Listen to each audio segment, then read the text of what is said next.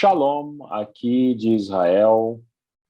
Muito bem-vinda, muito bem-vindo. Você que está ou ao vivo ou vai escutar depois, vai acompanhar depois. Essa aula minha, em que o foco aqui vai ser uma das passagens mais bonitas da Bíblia, especialmente do Antigo Testamento, que é o livro de Provérbios, no capítulo 31, e uma parte que se destaca aqui nesse capítulo, que é conhecido como a descrição da mulher virtuosa. Então, eu queria, então, o objetivo desses encontros comigo aqui no hebraico é um convite que eu faço para você se alfabetizar no hebraico, e com essa alfabetização você vai conseguir ler qualquer passagem da Bíblia em hebraico e você vai chegar a entender versículos inteiros. E, conhecendo o hebraico, você também vai ter acesso a novos significados na sua Bíblia, que até então estavam fechados, porque se você não conhece o hebraico, você não consegue captar alguns significados muito interessantes, muito profundos que a Bíblia traz quando você aprende a língua original da Bíblia do Antigo Testamento hebraico. E também lembrando que o Novo Testamento, apesar que o Novo Testamento não chegou em grego, mas por debaixo do grego está toda a cultura hebraica se comunicando com o Antigo Testamento. Então, esse é o meu convite, super legal para você aprender o hebraico. Então, vamos lá. O nosso foco aqui é o poema da Mulher Virtuosa. E esse poema, que ele começa no versículo 10, eu estou abrindo aqui na tela uma versão da Bíblia que eu recomendo muito para quem quiser aprender o hebraico, porque é uma versão da Bíblia que está online, é gratuita, e cada versículo a gente encontra à direita no português e à esquerda no hebraico. Então, dá para a gente ler e acompanhar isso daí. Aqui, hoje, eu estou aqui com a minha amiga Alessandra Colombini, uma biblista.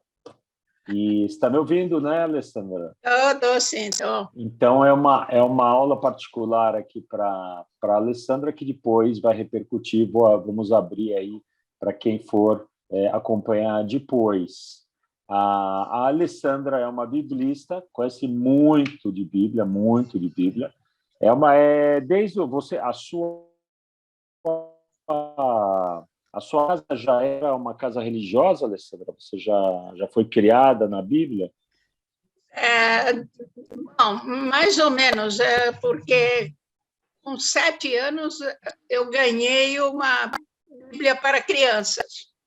Sim. E aí, com 7 e aí começou. anos, mal começava a ler, quer dizer, eu já estava alfabetizada e comecei a ler, era para crianças, mas me encantou toda a história e depois eu continuei independentemente da religião. Depois, mais tarde, que realmente eu me dediquei à religião, né?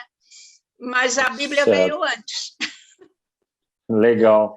Então, agora esse é o convite aqui para a Alessandra, que eu estendo a todo mundo que vai escutar depois essa aula, para se animar e entrar no mundo do hebraico para complementar todo esse conhecimento. E uma coisa interessante que a gente vê já a partir do versículo 10, que é quando começa o poema da Mulher Virtuosa, que o poema da Mulher Virtuosa é um acróstico. Isso quer dizer o quê? Que cada versículo aqui, ele começa com uma letrinha do hebraico, olha só, e do abecedário. acompanhando o abecedário. Vamos ver aqui, olha. Vamos ver, opa. Vamos ver, eu vou pegar o lápis aqui. Eu vou colocar. Então, é legal aqui, entre outras coisas, o poema da Mulher Virtuosa nos ensina o abecedário. Olha, Aleph, Bet, Gimel, Dalet, e assim, opa, deixa eu tirar aqui isso daqui, o Re, o Vav. E é interessante, quando a gente compara aqui com a tradução, e assim por diante, esse é o abecedário hebraico, é a mesma coisa que tivesse aqui A, B, C, D, E, F, etc. Por que que o poeta que escreveu o poema da Mulher Virtuosa, por que que ele fez um acróstico? Primeiro, pela beleza do acróstico, e segundo, porque provavelmente isso ajudava ele a memorizar a poesia. Ele sempre, a cabeça funcionava assim, bom, agora o próximo versículo é o Gimel. Então, como é que começa? Ah, tá, e aí ele lembrava. Então tem esse efeito de lembrar. Agora, uma coisa interessante, se a gente vai ver, Alessandra, se a gente vê... Opa, não, deixa aqui, tirar aqui. Se a gente vê a tradução, o tradutor ele precisa fazer uma decisão aqui, quando tem um acróstico. Ele precisa decidir se ele vai no português seguir o acróstico, ou seja, ele vai fazer um acróstico também, por exemplo, A, B, C, D, E, ele poderia fazer, teria que quebrar muito a cabeça para achar uma palavra que seguisse a tradução, fosse fiel à tradução, e ao mesmo tempo formasse um acróstico. Ele teria que quebrar bastante a cabeça. Ele resolveu não fazer isso, o tradutor, mas o que ele colocou aqui? Veja só, interessante. Olha, ele colocou uma notação dizendo para ele entende que é um acróstico. Olha, opa, deixa eu colocar aqui, pegar a canetinha aqui. Isso, ali ele coloca Aleph, Bet, Gimel, Dalet, são as letrinhas hebraicas, olha, Re, Vav, e assim por diante. Então ele coloca o tradutor, ele quer transmitir a ideia do acróstico, ele não colocou na tradução mesma, mas ele está como se fosse assim, citando as letrinhas, está mostrando que ele sabe que é um acróstico. Certo? Então, essa é a primeira coisinha que eu quis mostrar aqui. Não, é a tradução que você está recomendando, porque as traduções normais não têm isso, né? As traduções... Não, essa tradução, Alessandra, dessa Bíblia online, é a tradução, a famosa João Ferreira de Almeida. Quer dizer, o que eu recomendo é essa edição online que eles... edição, tá? A tradução que é uma tradução boa, consagrada, do João Ferreira, mas não estou falando que é a tradução do João Ferreira, é o jeito como eles organizaram essa Bíblia online, que especialmente que está o hebraico do ladinho do português. Isso que eu acho que é a coisa mais legal. E essa só tem online, é isso? Não tem impressa? Eu não conheço impressa. Pode até, assim, bonitinho, desse jeito, eu não conheço impresso. Só se, sabe, essas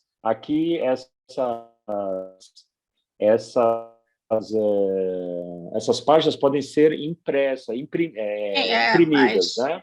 Então, sim. Mas aí vai imprimir tudo isso daí, né? Não, Mas é legal. Já está há muitos anos disponível na internet, então está aí. Eterno enquanto dure, então é aproveitar.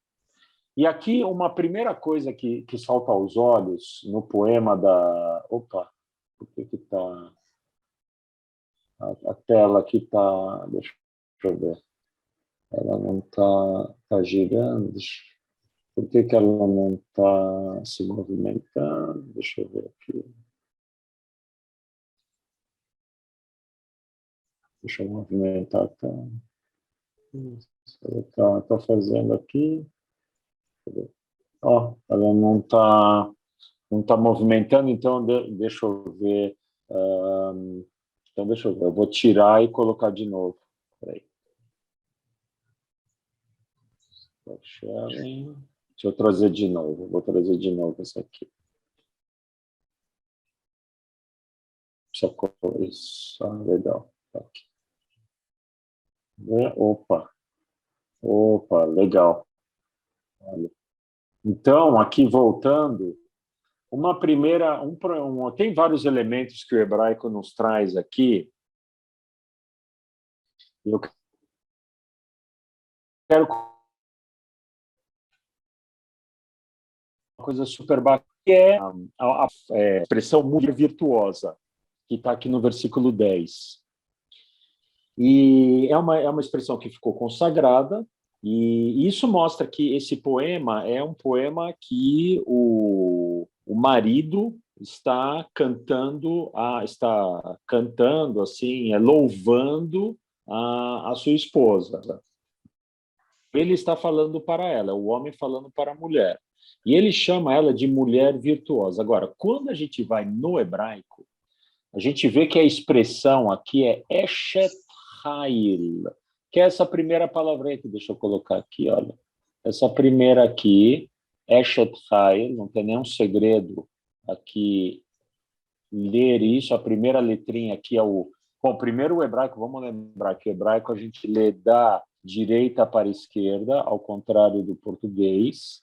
Isso não é problema algum. E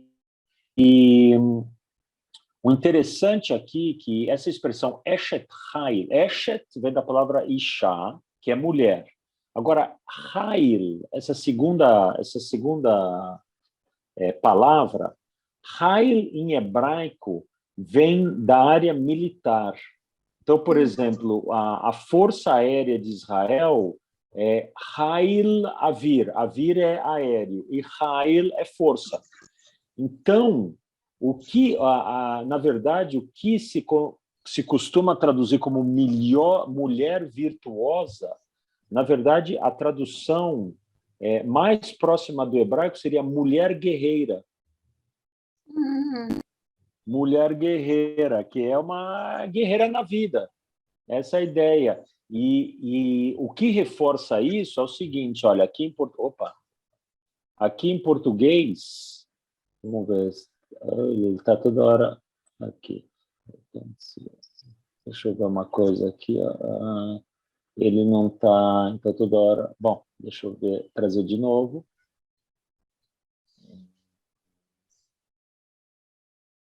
Aqui. O que reforça aqui, uma coisa interessante, olha, quando a gente vê no versículo 10, está escrito o seguinte: mulher virtuosa, quem a pode achar? Pois o seu valor muito excede ao de joias preciosas. Aí vem o versículo 11: o coração do seu marido confia nela e não lhe haverá falta de lucro. Não haverá ao marido falta de lucro. Agora, quando a gente vai ver essa palavra lucro em hebraico, é a palavra que aparece aqui, que é a palavra shalal. E essa palavra aqui, shalal, deixa eu trazer aqui, vale a pena a gente ver, olha, shalal, deixa eu colocar aqui, olha, essa palavra aqui, shalal. E shalal, na verdade, shalal não é lucro, como tá na tradução aqui. Shalal é despojos de guerra, ou botim. Isso quer dizer shalal em hebraico. Então, isso reforça a ideia da mulher guerreira. Ou seja, no versículo 10, o hebraico diz que ela é uma mulher guerreira, e no versículo 11 diz que para o homem, para o seu marido, que confia nela, não lhe haverá falta de... Então, na verdade, é falta de botim, de despojos de guerra, porque como ela é uma mulher guerreira, o que ela traz para casa é como os militares trazem despojos de guerra. E na época bíblica não tinha. Hoje tem um problema moral, né? Os despojos de guerra. A gente vê lá a guerra Rússia e Ucrânia, que a Rússia está usando aí a produção agrícola da Ucrânia, isso não é legal. Mas na época bíblica não tinha essa moralidade.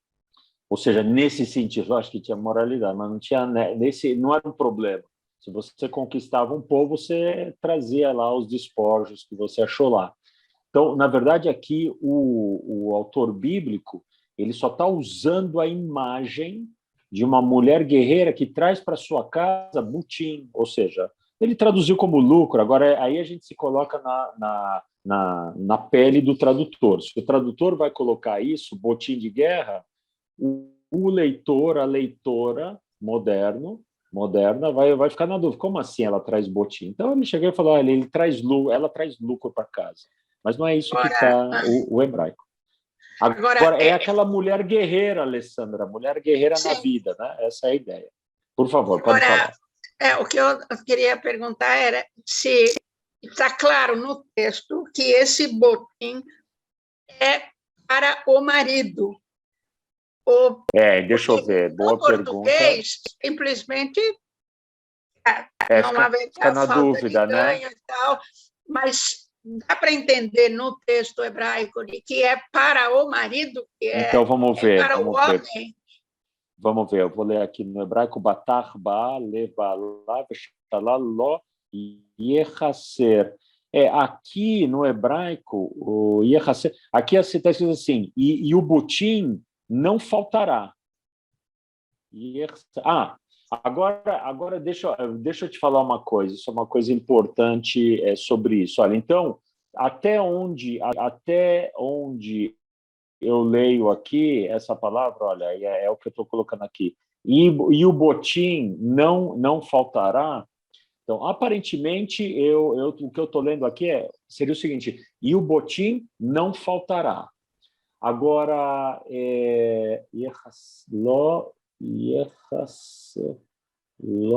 agora, a gente precisa ver o seguinte, Alessandro, uma coisa super importante no hebraico bíblico. Se a gente pega o Antigo Testamento, segundo os historiadores e os linguistas, as partes do Antigo Testamento mais antigas são, digamos, ao redor da época, vamos colocar assim, de Moisés ou da época dos juízes. A gente está mais ou menos 1.200 a.C. Só que tem textos também no Antigo Testamento que chegam mais ou menos 100 a.C. Então, a gente tem no Antigo Testamento 1.000 anos de hebraico, e uma coisa muito bonita é que os editores finais do Antigo Testamento, eles não passaram uma edição, eles não homogeneizaram o texto. Então, você tem diferentes regras gramaticais em diferentes livros, e muitas vezes um verbo que, por exemplo, no ano 1000 antes de Cristo, ele indicava uma coisa, no ano 100 antes de Cristo, ele indicava outra coisa. Então, aqui é uma coisa que fica realmente, a gente fica na dúvida, ou teria que ter um super linguista aqui. Eu acho, até onde vai o meu conhecimento, eu acho que não está claro isso. Não é que não faltará ao marido, eu acho que o que está escrito aqui é não faltará. Certo? Uma boa questão que você colocou. Aqui uma outra coisa interessante, a gente vai aqui no 13, no versículo 13. Vamos ver aqui como que está em português. Está assim, ela busca lã e linho e trabalha de boa vontade com as mãos. Então, ela está elogiando aqui a mulher guerreira, a mulher virtuosa, guerreira na vida, e ele fala assim, e trabalha de boa vontade com as mãos. Agora, olha só, quando a gente vai no hebraico, essa palavra que foi traduzida como de boa vontade, é essa palavra hebraica aqui que está... Tá vendo? Tem três palavras aqui. É a palavra do meio, que em hebraico é hefetz. E a palavra hefetz quer dizer desejo, prazer. Bem assim, é uma palavra assim... Você pode até levar para o campo sensual até. Então, a tradução é que ficaria esquisita no português. Mas a tradução deveria ser assim. Ela busca lã e linho e trabalha com desejo com as mãos, ou trabalha com prazer com as mãos. É um trabalho, não é só que ela está... Ele colocou como de boa vontade, tá bem? Ele sempre é nessa linha, é de boa vontade, ela trabalha com prazer, mas a palavra hebraica, ela é uma palavra que ela transmite mais um desejo, certo? Uma coisa assim, mais assim que o tradutor deu uma moderada aí. Uma outra coisa legal que aparece no hebraico aqui está entre os versículos 19 e 20. Olha, os versículos 19 e 20, eles aparecem, está escrito assim, olha como está em português. Estende as mãos ao fuso e as suas mãos pegam na roca. Abre a mão para o pobre, sim, ao necessitado estende as suas mãos. Primeiro a gente vê uma coisa aqui que é um pouco antipoesia. 4 vezes a palavra mãos, né? Isso é uma coisa que fica um pouco esquisita numa poesia, né? A gente sempre, a grande poesia, ela procura não repetir, né? Isso é não só a poesia, como a retórica, os discursos, a gente procura não repetir uma mesma palavra, né? A nossa mente vai atrás de sinônimos. E quando a gente vai no hebraico, a gente vê que é justamente isso que está no hebraico, olha só. Aqui, eu vou de novo aqui, mesmo que está travando, eu vou colocar aqui, eu vou usar a canetinha aqui, porque vale a pena, olha. Aqui, ó.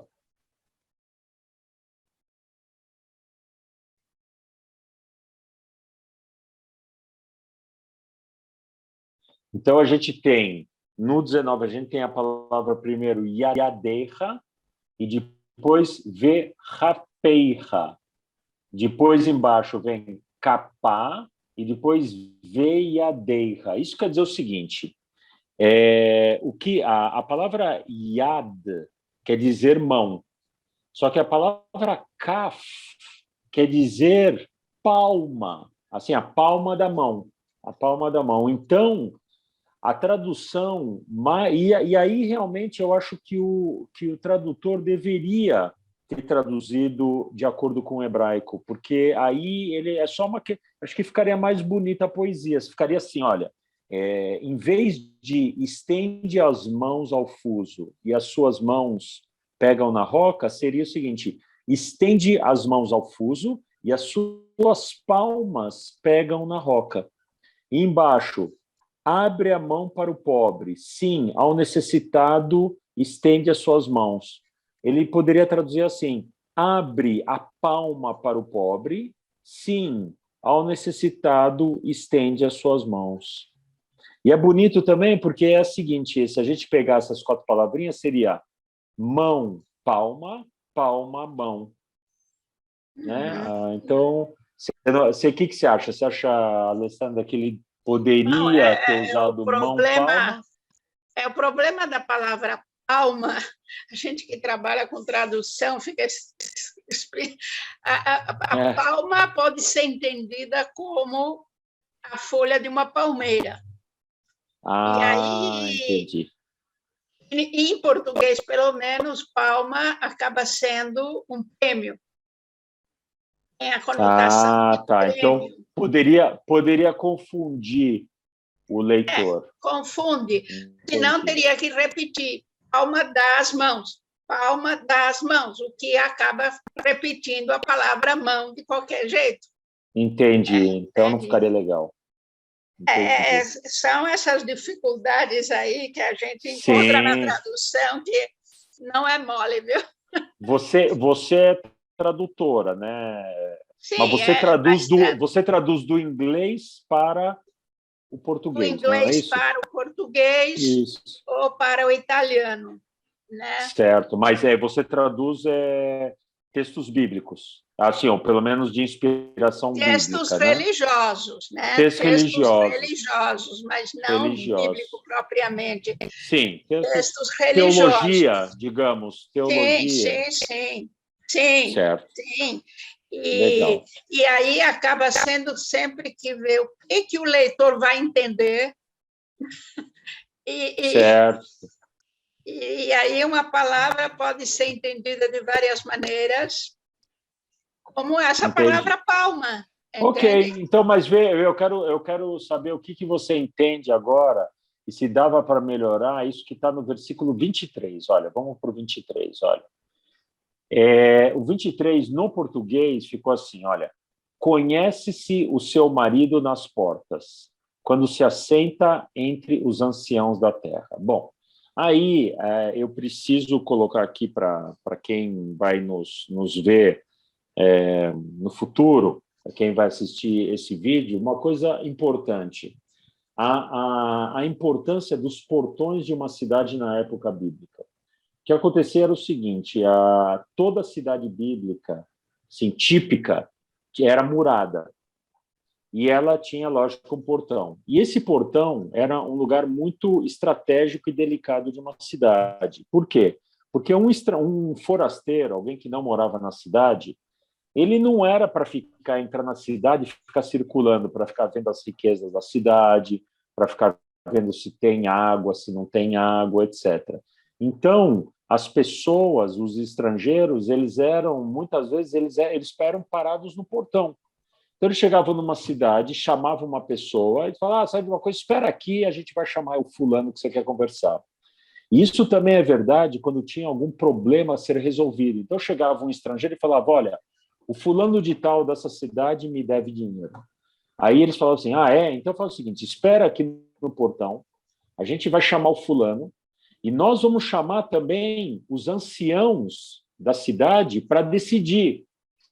Aí você mostra os documentos, mostra o que o fulano assinou, isso não assinou, e os anciãos da cidade, ou os juízes da cidade, vão decidir. Então, os portões, além de ser um lugar delicado de uma cidade, também era um lugar de muito respeito, porque ali ficavam os juízes, ali ficavam os anciãos, os anciões da cidade decidindo isso. Então, em muitas passagens da Bíblia, os portões da cidade eles são muito assim louvados. Tem a história por exemplo, que me vem na cabeça, a história de Ruth, que o Boaz ele vai tratar sobre Ruth e as terras da Naomi com outro pretendente, eles vão no portão e lá ele se assenta com os juízes. Tem, por exemplo, em Jó, passagem que Jó fala, lembrando a época em que ele tinha uma vida abençoada, antes de toda a catástrofe pessoal que ele passa, ele fala, bom, e no passado eu ia nos portões, eu passava pelo portão e os anciões se levantavam em respeito a mim e tal. Então, a palavra hebraica aqui é shearim, olha, shearim. Isso aparece, inclusive, por exemplo, no livro do Apocalipse, no final, na revelação de João, Revelações, aparece no último capítulo lá, a Nova Jerusalém, tal, e fala dos portões também. Então, os portões está por toda a Bíblia, é um lugar super importante na Bíblia. E até hoje, quem visita aqui a Terra Santa, especialmente Jerusalém, tem os portões de Jerusalém, portão Sião, portão Jafa, portão Dourado, da Misericórdia, tal. Então, são lugares super importantes. E a palavra no singular é sha'ar e no plural é shearim. E a gente está vendo aqui essa palavra, aqui, é a segunda palavra, a palavra do meio, aqui estou dando um zoom nela aqui, shearim. E agora, quando a gente vê no tradutor, ele colocou assim, olha, conhece-se o seu marido nas portas, quando se assenta entre os anciãos da terra. Aí eu vou perguntar para a Alessandra. Alessandra, você acha... Eu acho que o tradutor deveria ter colocado aí nos portões, não nas portas. O que você acha, Alessandra? Bom,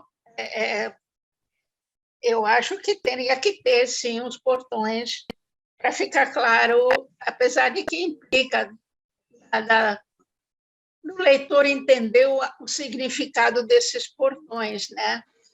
Agora, você veja, por exemplo, na minha Bíblia aqui, que Uhum.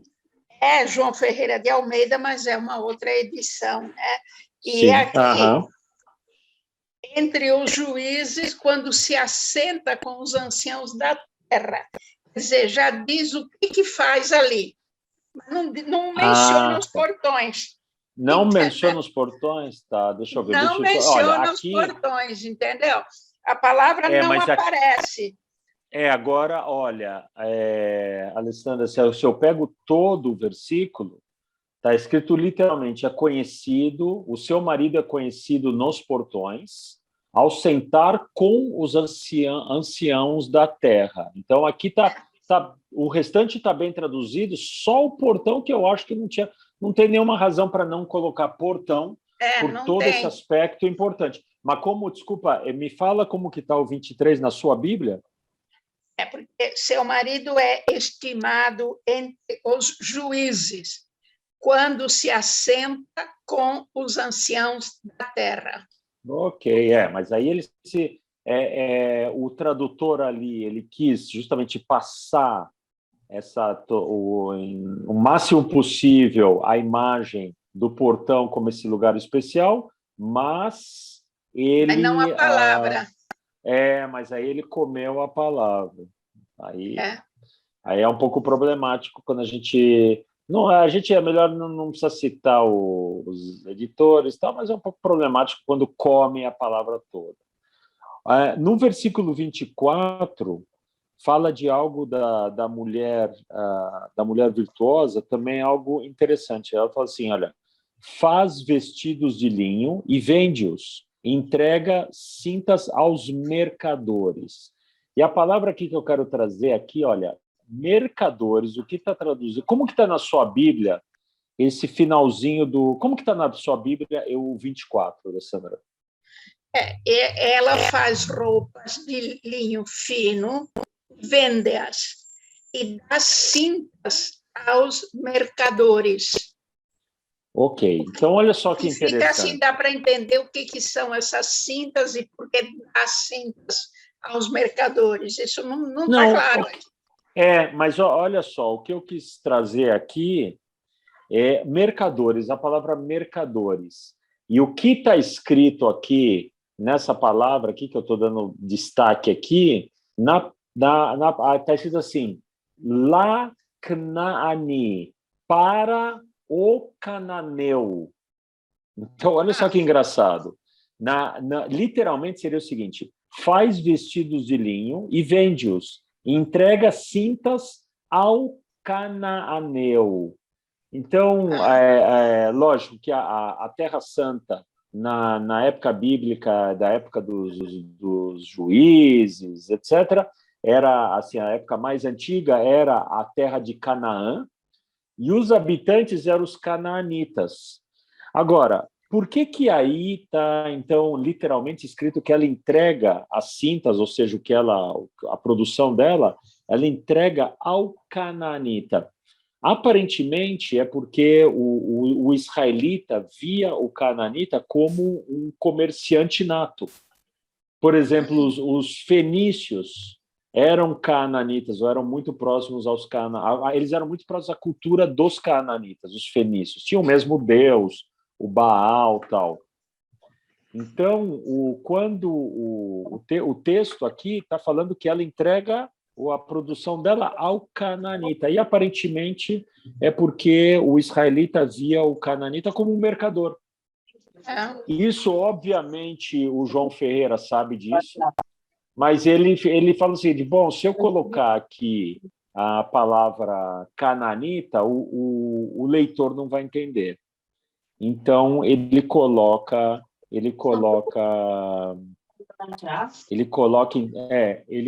aqui o comerciante. Isso é uma coisa interessante. Aqui no...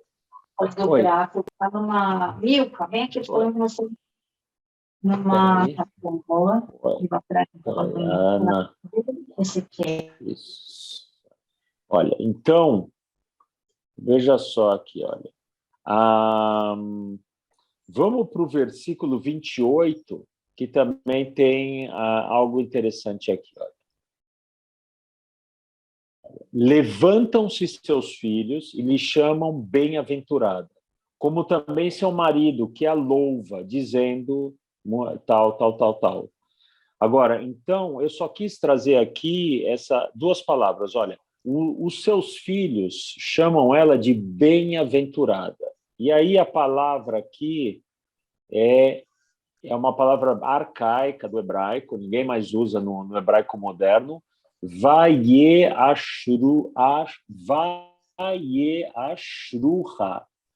Agora, a raiz dessa palavra, que é o Aleph, o Shin e o Resh, a raiz que está aí, é a palavra bem-aventurada, que seria uma palavra, numa tradução mais simples dessa palavra, seria a palavra feliz,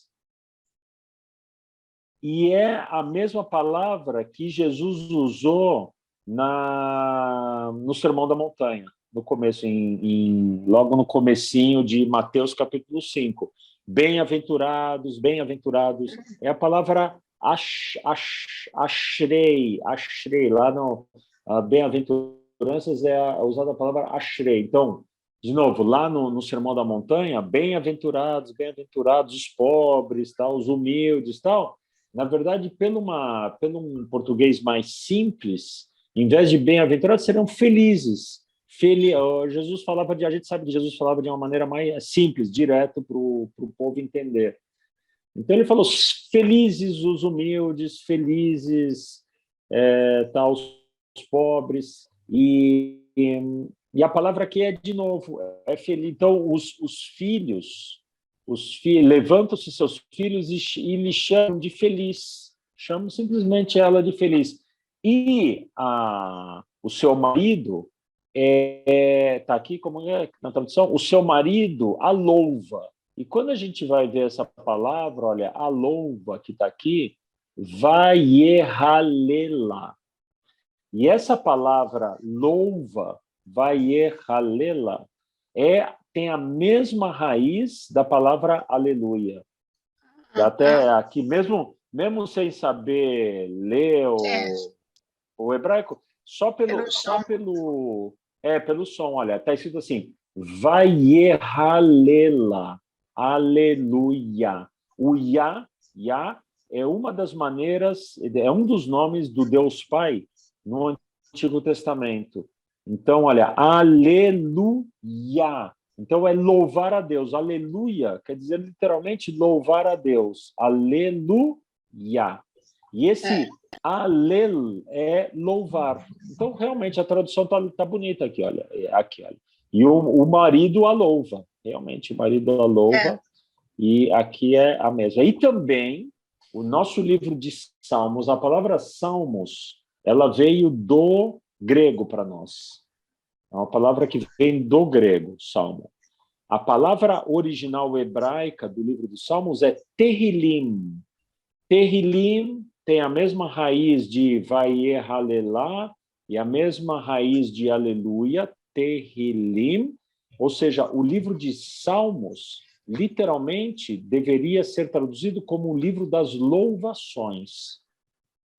Eu acho que seria uma boa tradução, porque Salmo, lógico que a palavra salmo ficou tão popularizada entre nós que o salmo, a palavra salmo de origem grega, para nós já é uma coisa, é equivalente a uma louvação. Apesar de que a palavra salmo no grego não quer dizer louvação, quer dizer cantar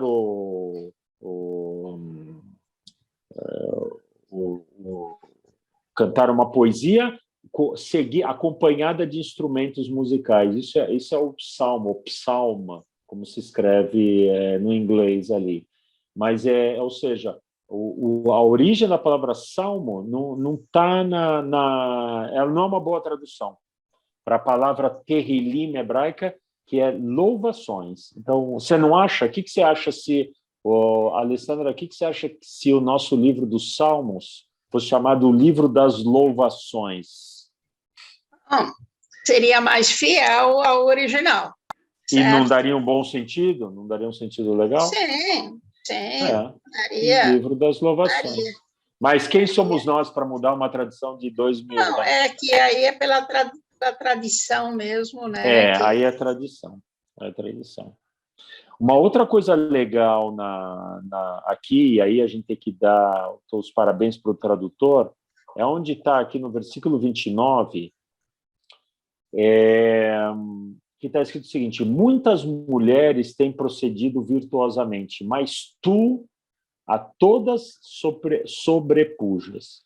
E uma coisa legal aqui, que é o seguinte, quando a gente fala como se diz em português, é eu, você, ele, ela, nós, eles... Os pronomes pessoais. Pronomes pessoais, obrigado. Pronomes pessoais. Quando a gente vai na Bíblia, no hebraico, na Bíblia, os pronomes pessoais, normalmente, eles estão... eles não aparecem, quase não aparecem, e eles aparecem já no verbo. É como se fosse assim, vou dar um exemplo assim, sairão do Egito e entrarão na terra prometida. Não está assim, vocês sairão do Egito e vocês entrarão. Esse vocês aí não aparece. Aparece só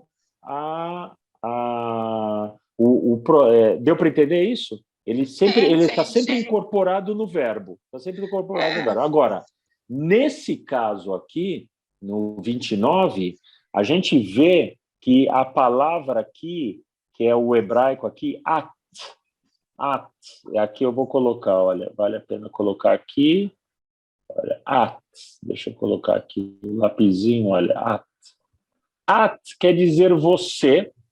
No português, aí, essa tradução do João Ferreira, nessa Bíblia Online, eu acho que é das traduções mais antigas do João Ferreira. Então, tem muito rococó. Então, aparece assim, muitas mulheres têm procedido virtuosamente, mas tu a todas sobrepujas. Se fosse mais, assim, na linguagem mais moderna, seria você. Mas você a todas sobrepujas. E no hebraico, o hebraico não tem essa distinção entre tu e você. É tudo a mesma coisa. E, aliás, então eu quero aproveitar, veja só, aqui essa palavra aqui, Alessandra, olha só que interessante essa palavra. Primeiro eu quero mostrar como não tem segredo algum a gente ler o hebraico. Olha só, primeiro é da direita para a esquerda. Essa primeira letrinha aqui é o Aleph. Ela sempre corresponde no português ao H. Ou seja, é uma letrinha muda. E ela espera a vogal para ela dar o som. E a vogal é essa aqui, ó. Eu vou colocar aqui um círculozinho, olha. A vogal é essa, é a vogal A. Então, H mais A é A. E essa outra letrinha aqui, a última letrinha, é o Taf, é sempre o T. É sempre o T. E esse sinalzinho hebraico sempre quer dizer a mesma coisa. Para você pronunciar a letra pura, ou seja, é T puro, não é tá, té, ti, totu, é simplesmente o T. Então, o que a gente lê aí é at. At quer dizer você. Isso é uma coisa. Então, isso eu quis te mostrar aqui como a gente lê e como a leitura do hebraico não tem segredo algum. Agora, o que eu quero mostrar aqui, que eu acho uma coisa super legal, aqui é o seguinte: quando que o hebraico bíblico, ele sim traz o pronome pessoal? É quando a frase quer enfatizar o pronome pessoal. É quando ele quer dizer, o marido está falando assim, olha, muitas mulheres têm procedido virtuosamente, mas você... Ele tá dizendo assim, ele quer chamar a atenção da esposa. Olha, é como se a esposa estivesse trabalhando, fazendo as coisas, tudo que ela faz aqui em todo esse bonito poema, mas nesse momento ele quer chamar a atenção dela. Então, o você, nesse caso, não está incorporado no verbo. E a Bíblia é sempre assim, no hebraico, quando a Bíblia traz o pronome pessoal, é numa situação em que ela quer, a Bíblia está enfatizando, ou quem está falando está enfatizando assim, você, é você, você é o cara, você é a pessoa, certo? Deu para entender a ideia aqui? Sim, sim. Legal. Sim. E aqui eu queria mostrar mais uma coisinha aqui nesse poema, deixa eu trazer de novo aqui, que é o seguinte, a última, aqui o último versículo. Aliás, vou só, antes de passar, deixa só uma coisinha aqui, passou na minha mente, mas eu esqueci de colocar. Olha, aqui, de novo, olha, a palavrinha at.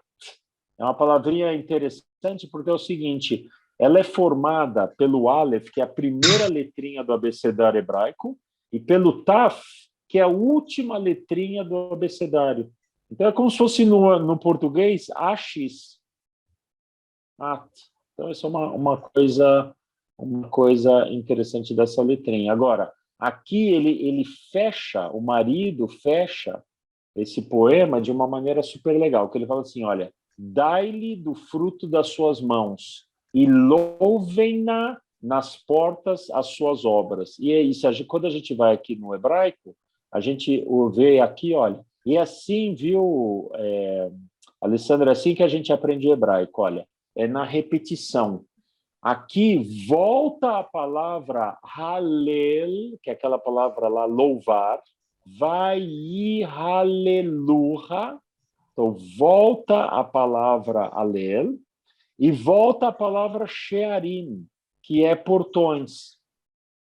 Então, primeiro, tem algumas coisas interessantes aqui. Primeiro, que enquanto no inglês, num dicionário da língua inglesa, você tem mais ou menos 800 mil palavras no inglês, e uma coisa parecida você tem no alemão e no francês, no hebraico da Bíblia são só 8.000 palavras. Então, olha, é muito. Isso eu considero um estímulo para o estudante, para estudante do hebraico. Quando você entra no hebraico, você não precisa aprender 800 mil palavras, são 8.000. E elas se repetem demais. Tem algumas palavras que aparecem demais. Por exemplo, isso, louvar, portões. Então, olha aí, apareceu de novo.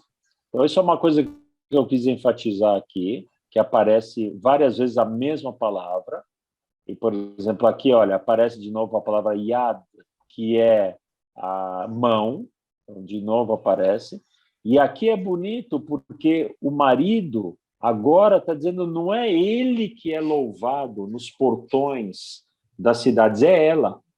Então, ele fala, louvem-na nos portões as suas obras. E aí, realmente, a indicação aí é para o tradutor, aí, próxima vez, colocar portões, porque é muito importante na cultura bíblica e é o que está no hebraico mesmo, shearim, portões.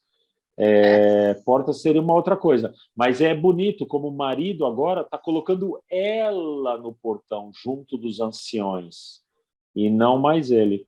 E para fechar aqui o nosso encontro, eu só queria colocar uma coisa que é uma coisa super interessante, que é o seguinte: os arqueólogos eles encontraram muitas casas israelitas da época bíblica. Encontraram demais aqui em Israel. Muitas concentradas ao redor de Jerusalém. Pequenos vilarejos da época bíblica, que muitos sumiram, que eles precisaram ser escavados.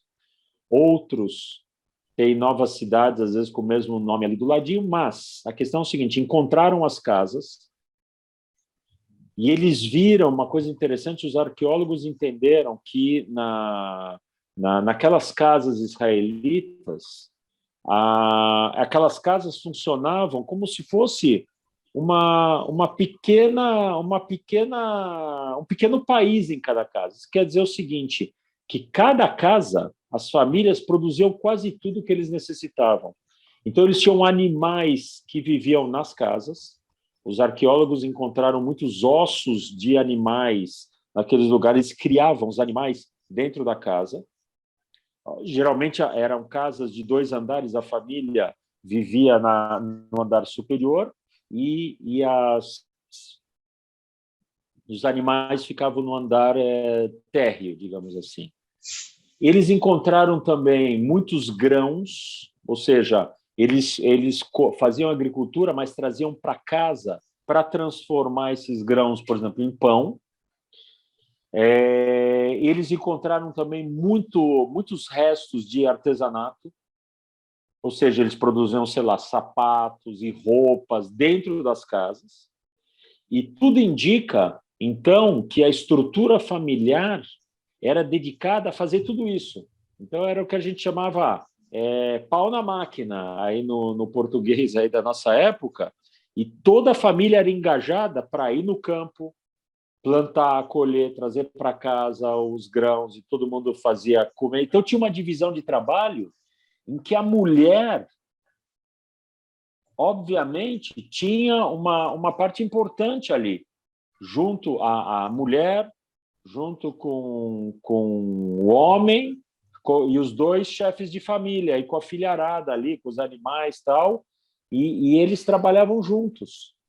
Então, tinha uma divisão, essa ideia que algumas pessoas têm da época bíblica, que era uma época de discriminação, que a mulher ficava em casa, fechada, tal, não é isso. Os arqueólogos apontam que não é isso. E o bonito é que esse marido aqui do nosso poema, ele está cantando, louvando a mulher que está trabalhando com ele. E às vezes, em alguns momentos, até trabalhando até mais que ele. Então, ele coloca assim, olha, mulher virtuosa. E aqui, de novo, não é mulher virtuosa, é mulher guerreira. É a mulher... Olha, acho que tem uma palavra bem legal, Alessandra, que poderia traduzir bem, a mulher batalhadora. Olha só que legal. Mulher batalhadora, né? Acho que no português muito, seria... Né? Se usa a batalhadora, batalhadora. Então, olha só. Então, ela aqui no versículo 13, ela busca lã e linho, ela trabalha com desejo com as suas mãos. Aqui, quando ainda está escuro, ela se levanta. Ela até compra, olha, ela até faz um business ali, olha, versículo 16. Ela considera um campo, compra, planta uma vinha com fruto das suas mãos. Ela até compra propriedades. E então é muito legal esse poema.